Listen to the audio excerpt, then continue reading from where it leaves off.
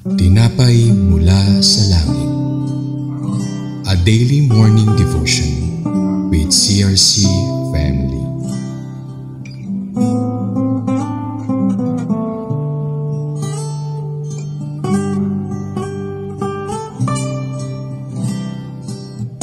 Praise God! Magandang umaga po sa bawat isa. Ako po si Pastora Leticia Mier ng CRC Manila. Ang atin po na pagninilayan sa umagang ito ay mababasa sa Joshua chapter 6 verses 8 to 14. Ang pamagat ay The March of the First 6 Days. Bago po tayo mag-aral ng salita ng Diyos, tayo ay manalangin. Aming Ama na nasa langit, lumalapit po ako sa iyo na nagpapakumbaba. Humingi po ako ng kapatawaran sa mga kasalanan na aking nagawa at linisin mo ako sa aking mga karumihan. At nawa, basbasan mo ang mga salita na aming pag-aaralan sa umagang ito. Maraming salamat po sa kasagutan sa pangalan ng iyong anak na si Jesus. Amen. Sa ating panimula, ang Joshua chapter 6 verses 8 to 14 ay bahagi ng kwento kung paanong sinakop ng mga Israelita ang lungsod ng Jericho sa tulong ng Diyos. Ito ay isa sa mga pinakakilalang kabanata sa lumang tipan na nagpapakita ng kahalagaan ng pinanampalataya, pagsunod at pagkilos ayon sa utos ng Diyos. Ito ang nangyari matapos ibigay ni Josue ang tagubilin ng Diyos.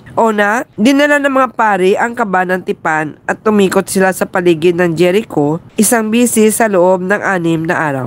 Pangalawa, 7 pari ang may dalang mga trumpita na gawa sa sungay ng tupa at sila ay nauuna sa kaban. Pangatlo, sa bawat araw, isang bisis silang umiikot sa lungsod pagkatapos ay babalik sa kampo. Walang sinuman ang pinahintulutang magsalita habang umiikot. Tahimik silang sumunod. Panglima, ginawa nila ito sa loob ng 6 na araw. Mga mahalagang bagay sa mensahe ng Joshua chapter 6 verses 8 to 14. Pagsunod sa Diyos kahit di mo agad maintindihan. Ang utos ng Diyos na umiikot lamang sa lungsod ay maaaring tila kakaiba o walang saysay sa mga paningin ng tao, pero sumunod pa rin sila. Minsan ang paraan ng Diyos ay hindi tugma sa ating pangangatwiran, pero ang tunay na pananampalataya ay makikita sa pagsunod kahit hindi pa natin nakikita ang bunga. Ang pagsunod sa Diyos ay isang hakbang ng tiwala. Pangalawa, kahalagahan ng pananampalataya at pagtitiis. 6 na araw silang umiikot at tila walang nangyari. Maraming bisis sa ating buhay, pakiramdam natin ay walang nagbabago kahit paulit-ulit tayong sumusunod sa Diyos. Pero tulad ng sa Jericho, ang tagumpay ay dumarating sa tamang oras. Sa ika-7 araw, huwag mawala ng pag-asa.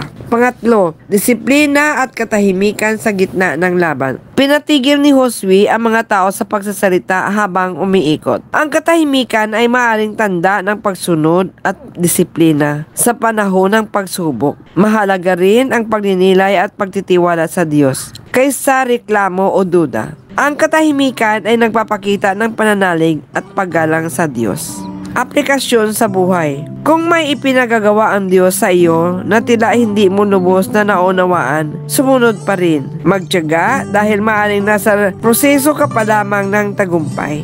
Sa panahon ng katahimikan o kawalan ng sagot, alalahanin, gumagalaw ang Diyos kahit tahimik siya. Praise God! Maraming salamat po sa mga salita namin ating napagbulayan ngayong umaga. Muli po tayong manalangin. Amang banal, maraming salamat po sa mensahe na aming napag-aralan kung paano kami sumunod sa iyo kahit hindi man namin naunawaan ang iyong mga utos. Tunay nga na ikaw ang Diyos na nakakaalam ng aming mga pangangailangan at kinakatagpo mo ito at binibigyan ng kasagutan. Patuloy mo kaming samahan sa araw-araw ng aming buhay at pagpalain. Ito po ang aming dalangin sa pangalan ng iyong anak na si Jesus at sa gabay ng banal na Espiritu. Amen. Maraming salamat po sa inyong pagsubaybay sa programang ito, ang Tinapay Mula sa Langit. Muli niyo po itong subaybayan araw-araw sa tuwing alas 5:30 ng umaga at maaari niyo po itong ibahagi sa iba at sa inyong pamilya para sila din ay pagpalain ng Diyos. God bless us all.